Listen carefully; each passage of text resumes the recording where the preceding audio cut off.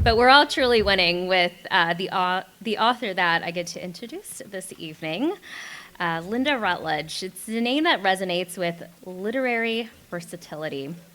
This emerges from a distinguished background as a professional writer of over 25 years. Within the vibrant tapestry of her career, she has worn multiple hats, working as a copywriter, a restaurant and film reviewer, a book collaborator, nonfiction author, travel writer, and a freelance journalist. Basically, all of my dream jobs. Lynda has ventured into uncharted territories, petting baby rhinos, snorkeling with endangered sea turtles, hang gliding off a Swiss mountain. Daredevil, are we? All in the pursuit of crafting articles for esteemed national and international publications, including the Chicago Tribune, Chicago Sun-Times, the Houston Post, and many others. Her travel logs were often adorned with her photographs, forming an inseparable synergy between her work, of course, and her articles. Lynda's literary prowess extended to book-length nonfiction projects for organizations such as Habitat for Humanity and the San Diego Zoo Global.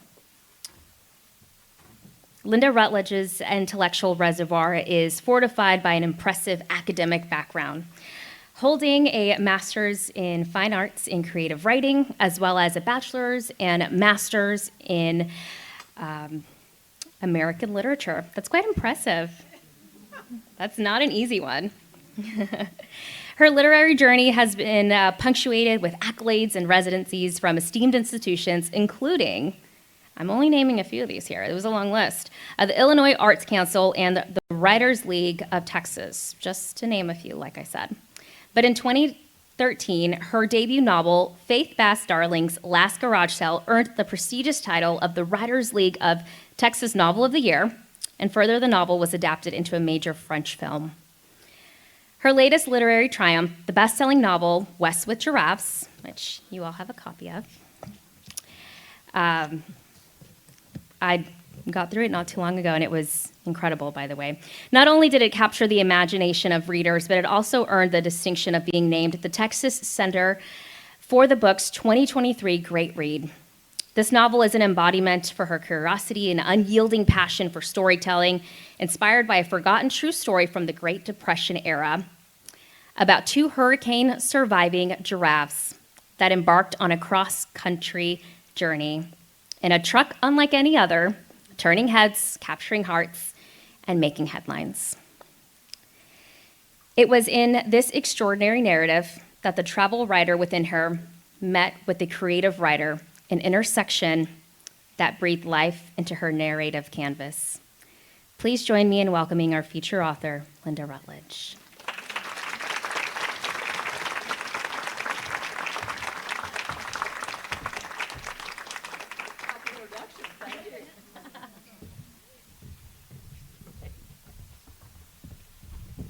I believe these have been turned on. Can y'all hear me okay? Perfect. Well, welcome, Lynda. Well, thank you. It's wonderful. Thank you. It's wonderful to be here. I'll get used to this in a minute.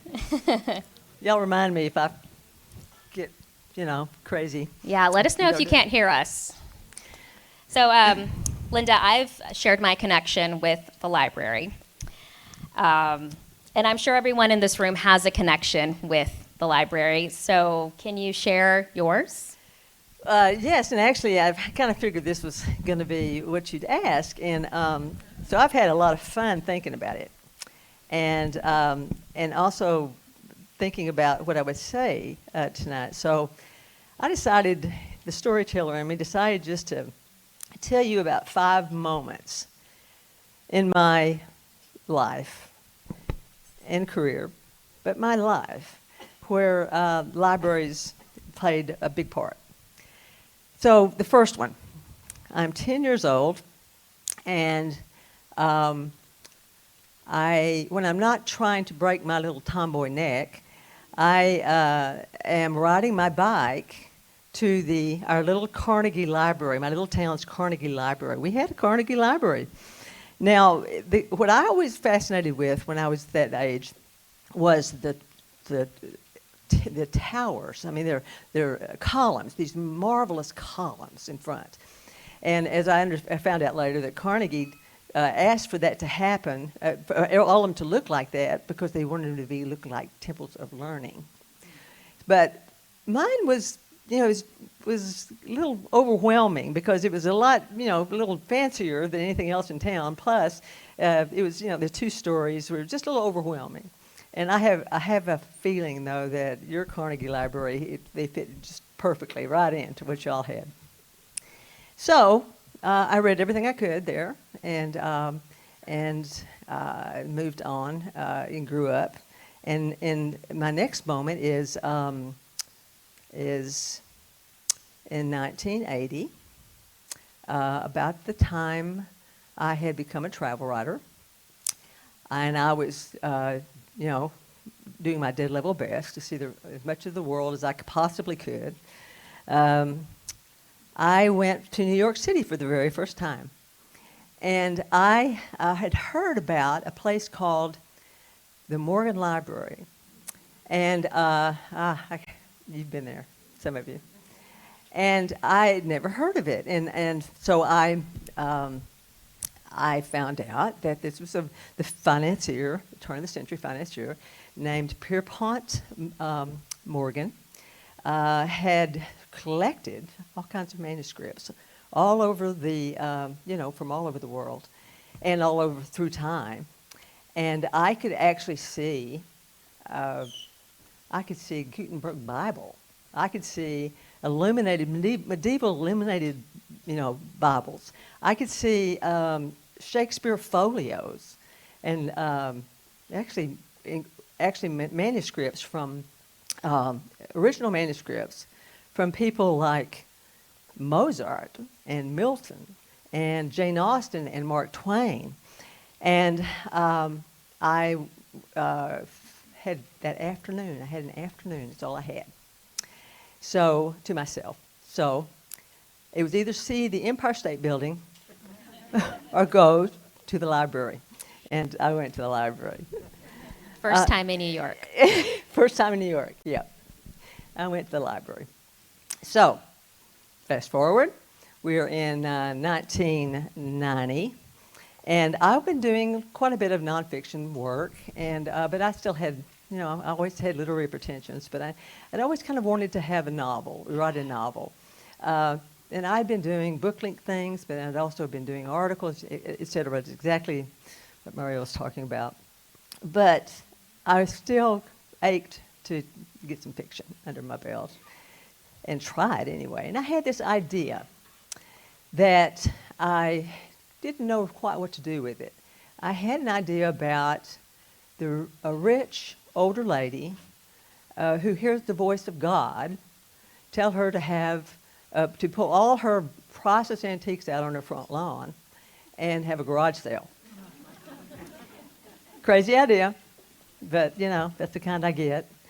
And in essence, I thought, but I didn't know what to do with it. So it was simmered for a while. And one day, I was living in Chicago at the time. And one day, I found myself in a Chicago branch library, and just moseying around, and it's a good Texas word I haven't used in a while, moseying. Just did it. I was browsing, roaming, just looking around, and what everybody loves to do in libraries. And in essence, I looked up and saw there were some oversized books, and I saw one about antiques. So I pulled it down. Excuse me. I pulled it down, and I opened it up, and on the very middle page where it opened, there was a picture of an elephant clock, an automaton elephant clock that's in the British Museum from the 17th century. And, with automaton, it moved. The trunk moved, and it didn't show that, but vivid imagination, I got there. And so I was fascinated with that idea. And I suddenly realized I had this little epiphany that started flipping through all the other antiques, and I thought, why couldn't the antiques tell the tale of their own about how they even got to that lawn, that garage sale, plus also tell her story? And the result is Faith Bass-Darling's Last Garage Sale, my first major novel. Okay, so fast forward some more. We're in 1999, about 1998, 1999. And I find myself in the San Diego Zoo Library. And I have been asked to write a biography of the visionary director of the time, of the 1950s and 1960s. And so I was doing that research.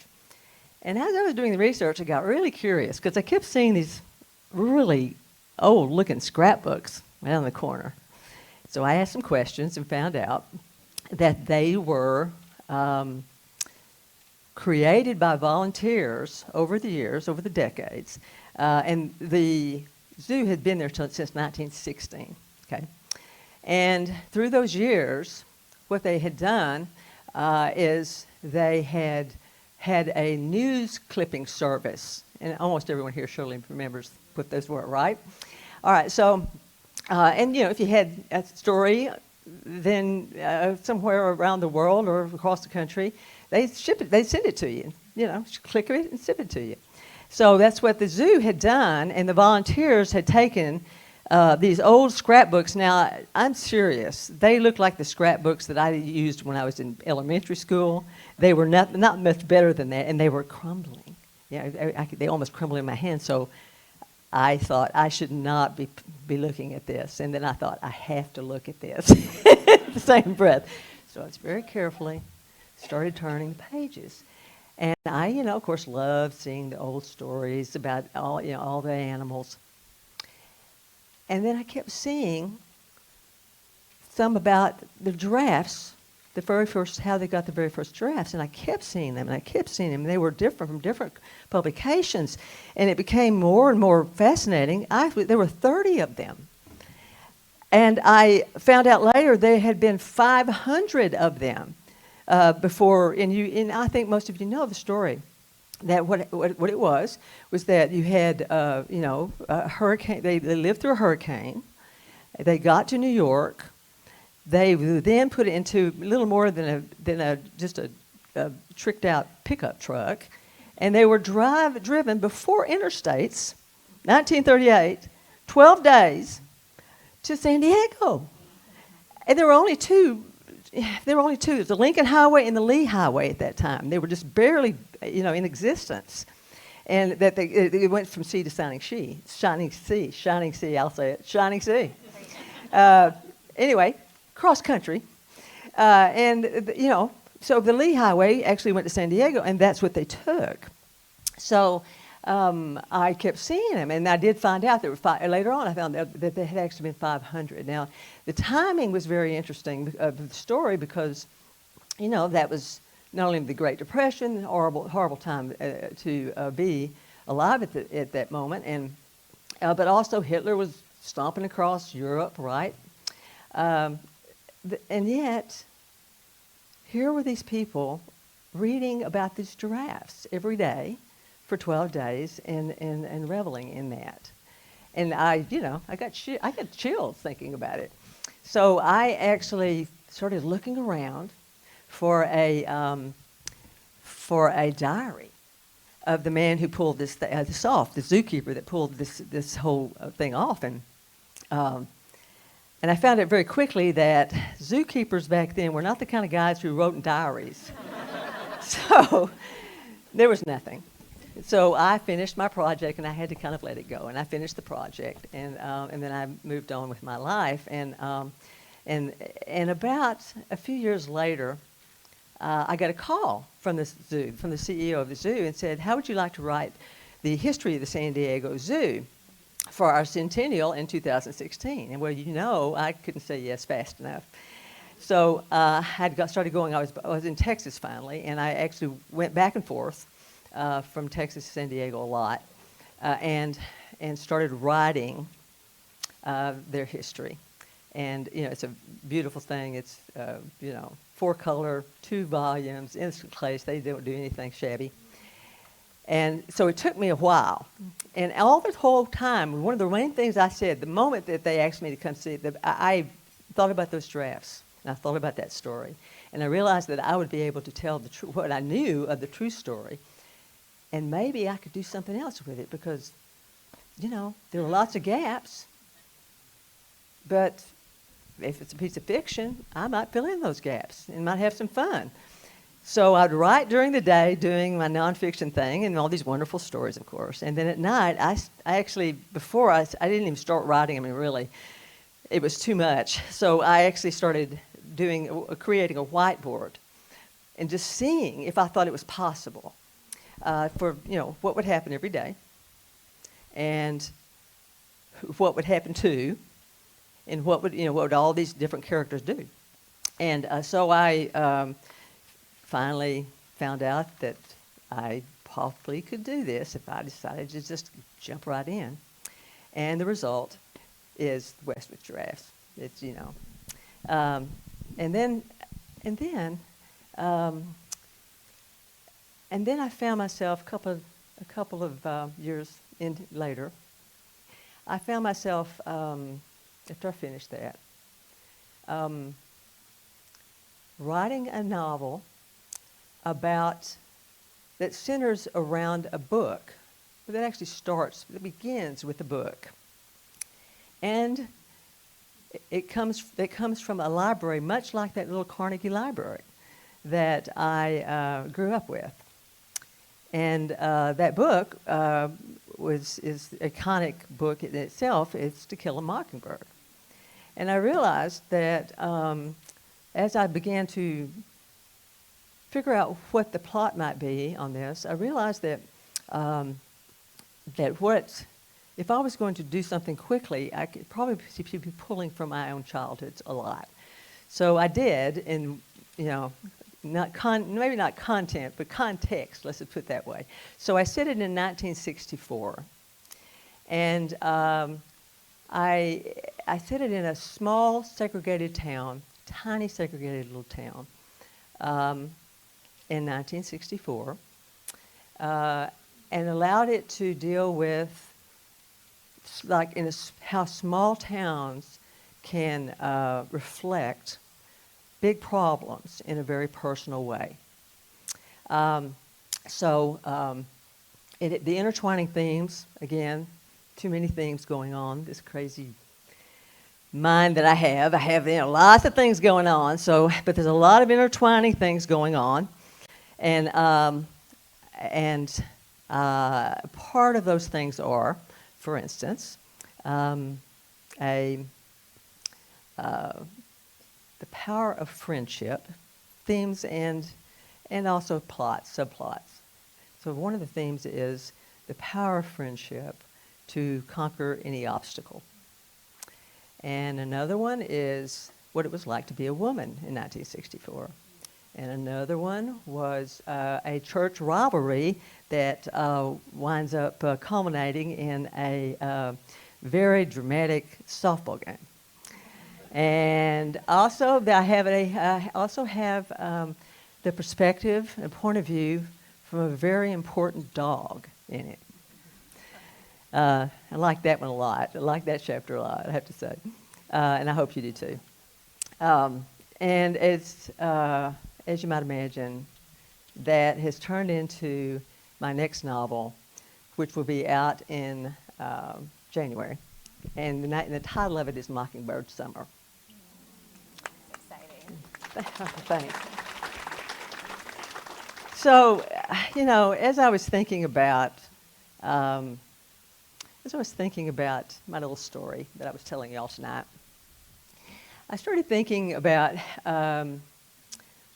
that it's a story of just one kid who read so much as a kid that she ends up being a writer, grows up to be a writer, who finds herself proudly and humbly finds her own books in libraries now, and wonderful full circle feeling for me, and yet I kind of figure that everybody here probably knows kind of a story kind of like that, and with some sense, maybe just about the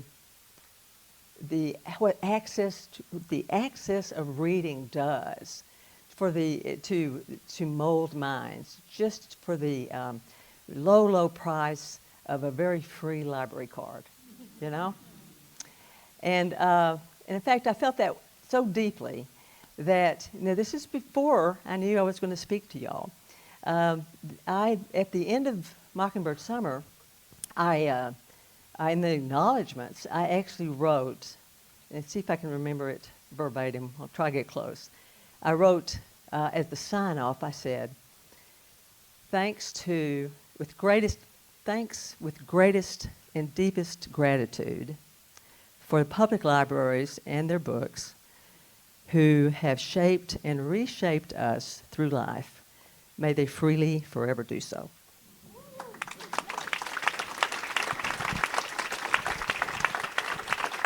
And that, Muriel, is how I feel about libraries. Wow. Lynda, that's incredible. So just looking back through your journey with libraries and your professional career, I mean, every single one of your books has been inspired by a library. Yeah. In one way or another. I'm not sure. I'm not sure. In one way or another, I said. I'm not sure that I don't think I'd be sitting here without a library. And I can't imagine how I would have ever done any of the research that even if I had tried without it. And even the ones, frankly, the nonfiction stuff that I've done over the years, I had to research, and I pretty much always. This was before the internet. Most of those little stories were before the internet, and it kind of felt like, as I was trying to craft these ideas, I just really couldn't get over the huge impact, and I was looking so forward to being able to explain that to y'all. I love that. Thank you again for that story. You bet. Yeah. I mean, we had met virtually a few weeks ago, and we were talking about West with Giraffes, obviously, and we were talking about your new novel coming out and just the impact the library had on your life. I do want to ask you some more questions, though, about you. Okay. I think. She looks very concerned. Yeah. Okay. Oh, there. Hit me. Okay. All right. So when growing up and reading, did you have a certain type of book that really drew your attention? Oh, please. I had a drugstore daddy. Okay, so I grew up. Having Dr. Pepper's on the soda fountain and reading Superman comic books. Ooh. Radio, everything. I read all the comic books. Really, I mean, really, they were free. So I was tomboy there. in the truest sense. Is it very? And from there, I found myself. Of course, I was always at the library too, and I found myself reading. I bet you. Do any of you remember the little orange biographies? There were little orange backs. I actually tried to find some more information on those because I wanted to kind of use it, but I couldn't find that much about it. But I, of course, read all of those. And I read Hardy Boys because I was a little tomboy because I wanted, the boys always had more fun. So I actually thought they'd be more fun to read. And, of course, that led me to Nancy Drew, very quickly. And so I was constantly reading something all the time. And, frankly, I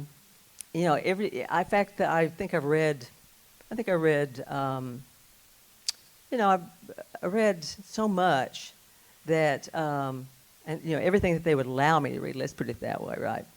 And as I grew older, of course, that led me to Kill a Mockingbird, for instance, and it led me to Huckleberry Finn, and then it led me to, studying literature. I mean, I was really much more interested in having fun in college.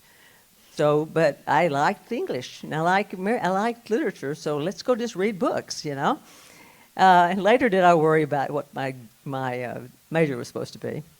But for a while there, it was just reading. It was constantly always reading.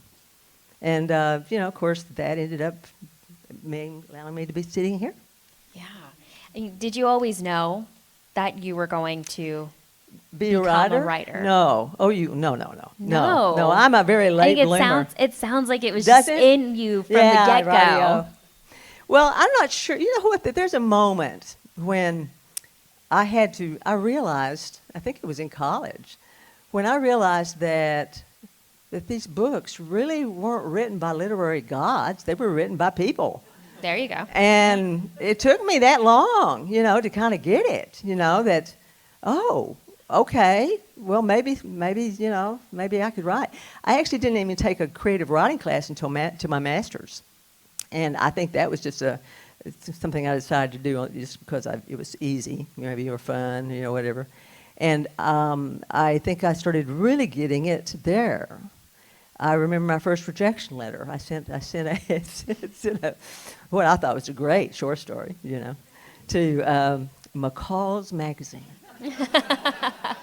And I got this little form letter back, and I went, oh, blankety blank. That's they didn't take it. Well, yeah, it was the first one I ever sent out, right? And then I looked on the back, and one of the editors had actually written me a little note, and said, "Don't stop. Keep working on it." I thought, Wow. All righty then. And you kept working. I kept working on it. Yeah. And I'd forgotten totally about that until you just told me. Well, I'm glad I could bring it up. Yeah, kind of just choked me up there for a minute. Oh. So you graduated from college, got your rejection letter, kept writing. Yep. What was your first job? Oh, well, see, I didn't even know I thought about even writing. Again, I was just loosey-goosey and doing whatever it was that I was doing. I'm more of a, I think I was a little too much, I'm an extrovert, as you probably have noticed. And if not, I'll continue on, you'll notice in a little while probably. But I'm not sure I ever could be, I was too hyper to sit down and actually, write. I mean, and that was also part of the literary God thing. I thought, well, first, oh my gosh, that takes a lot of talent. And second, and nobody really told me that I'd ever had any talent, frankly. It's just part of being a woman back then. Nobody, I always did good in my English classes, but I thought that was, just because, I liked reading. As it turned out, I was actually pretty good at putting words together. And so it took me almost through my master's. I thought perhaps I could be a professor. That would have enjoyed that. It's where I was really going with that when I got the master's. And yet, I recall, as we were in the middle of getting that master's, I recall being told, this was the 80s, I recall being told that we might ought to start looking for another profession, because there were a lot of master's degrees and PhDs out there who were selling used cars, which put a little damper on what I thought I might do. So I actually began, I wandered kind of from there to thinking, well, I can write, so why don't I try being a copywriter? I'll try to get a job as a copywriter. And, there was a very kind man who actually allowed me to try. And he told me that, this is nice, Lynda, but you've given me 3,000 words and I need 600, sort of thing. So in essence, I learned how to edit myself. And as any writer will tell you, if you're ever in a creative writing class, they will tell you things like this, that where the sheep are separated from the goats, this is the quote I got, is if you enjoy editing your work after this. If you enjoy the second draft better than you enjoy the first.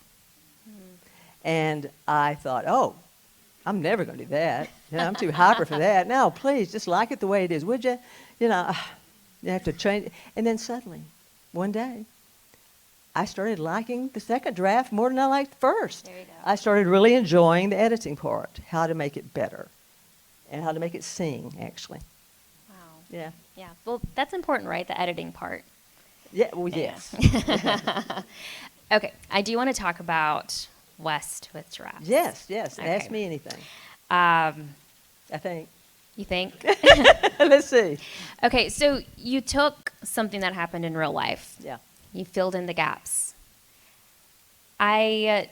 Woody, which is the driver, the main character, you gave it from a perspective of a young boy kind of growing up. What inspired that? Well,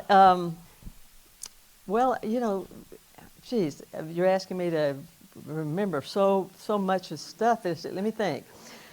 Can I pull that up? Yeah. Well, I think the first thing I thought about Woody is, first I had to make him up, and if I was going to make up someone, because there was a driver, you know, in the original, but he was you know, boring, and you know, so what had happened and what I actually had to do was, I only had a picture of him, and you'll appreciate this. I only had a picture, just barely. You know, he was just, you know, barely could see part of him, and he had a cauliflower ear, like he'd been boxer. So I went with that, of course. That's in the mirror. And they got rid of him pretty quickly. But back to what I was going to say, with Woody, I realized if I was going to have to create him, and he was going to have to take the place in a crazy situation of this man, the original driver, he probably needed to be Texan, because those are the voices I had in my head. And and if I tried, you know, to make him anything else, it probably wouldn't sound as authentic. Mm. And plus, it was during the Great Depression, and what better way to talk about the Dust Bowl than to have someone who had lived through it. And of course, if he had to be Texan, though, so it couldn't be Oklahoma. So he had to be in the panhandle of Texas. Almost Oklahoma. Almost Oklahoma. Might as well be home, you know, in the sense that for the Dust Bowl at the time, anyway. And so, in essence, I realized that he could probably now I'll figure out, you know, this. Interestingly enough, after creating who he was, that was hard. But the easy part was trying to get him to where he needed to be. Oh, I'll figure it out. Oh, yeah, that's good. That's a great idea. So essentially, I got him finally to New York, and then of course we had to figure out how he was going to end up being the driver. In other words, that whiteboard had, I don't know if you've seen it, but that was what my mind looked like for quite a while. It's on my website if you're really interested, and actually I had to actually use the whiteboard about a year ago, and so I took a picture of it, and it is now on my wall, you know, because, you know, it's about almost as big as the whiteboard was, because I never want to forget what it was like to fill the entire whiteboard up with these ideas, and also with the characters and what they were doing every day. Right, and on the whiteboard, I did look at it. Okay, good. Basically, it's kind of a line, right? It's New York on one side, how to get him to San Diego on the other side, and you had these very important stops, because I call them important because historically they were. You really set the scene for what those areas were in that time.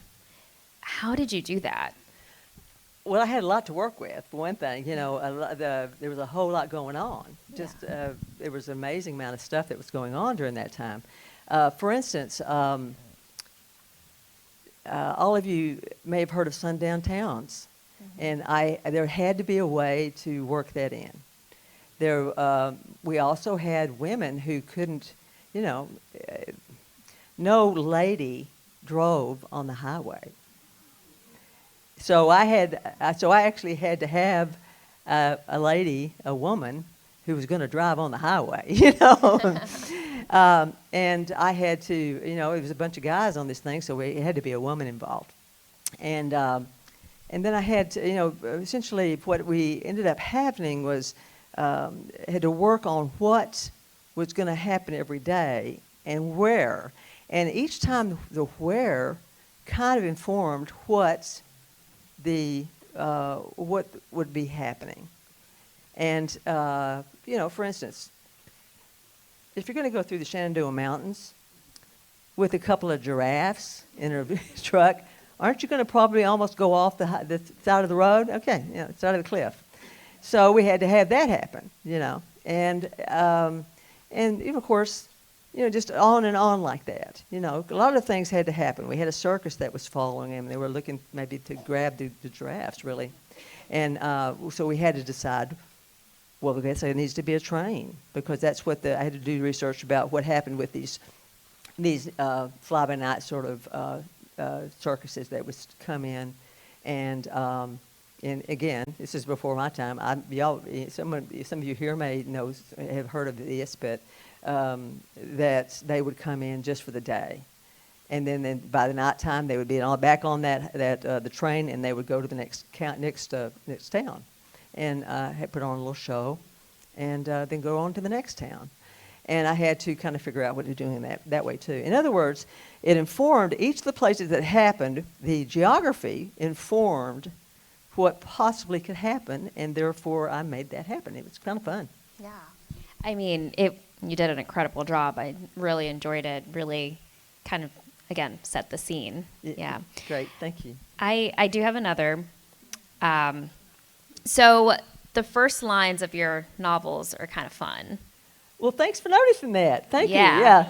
I actually did a creative writing thing, a seminar on first lines. First lines of your novel. Yeah. How about that? Okay. Thank you. Yeah. For those of you that are not familiar, I'm going to read it. Again, this is from West with Giraffes. Few true friends have I known, and two were giraffes. One that didn't kick me dead, and one that saved my worthless orphan life. And your worthy, precious one. I didn't fully understand that. Well, you weren't supposed to. I wasn't supposed to until the end. Yeah, until the end. You made it come full circle. Yes, I did. So where Half the fun. It's half the fun. Where did you get your inspiration for those just brilliant first lines? And do you have any favorites? Oh gosh. Well, my favorite of all time is. Get the mic up. Oh, I'm sorry. The very favorite one of all time is it was the best of times and it was the worst of times. From Charles Dickens, and I am internally jealous about that because it just goes on and on and on, and yet you're so into it you can't stop. And I think possibly that what you do with the first line is you're obviously hooking them. Right? You've got to hook the reader. And I learned that from copywriting, of course. That was one of the many things that I learned from copywriting. It's about hooks. And in the first line has to have foreshadowing in it. So the foreshadowing in ours, in this one here, was that there's somebody else going on. There's something else happening here. There's somebody he's writing it to. And of course, the moment, and another aha moment you might have enjoyed is that, you might enjoy knowing is that as I was writing that opening, where she starts the liaison, the woman who's helping, after he's gone, she starts reading some of the things that he'd been writing. And it talks about how he saw the face of God in giraffes, for instance. And I was able to use, it was an aha moment, and I was able to think, I can use that at the very end. And so I did. I did almost exactly the same thing. And so it just came full circle again. It's the feeling of full circle that I love as a reader. I love to have the feeling that if not, not everything is tied up with a bow, but you have a feeling of being fulfilled by the end. And I wanted to give that to the reader. Well, thank you.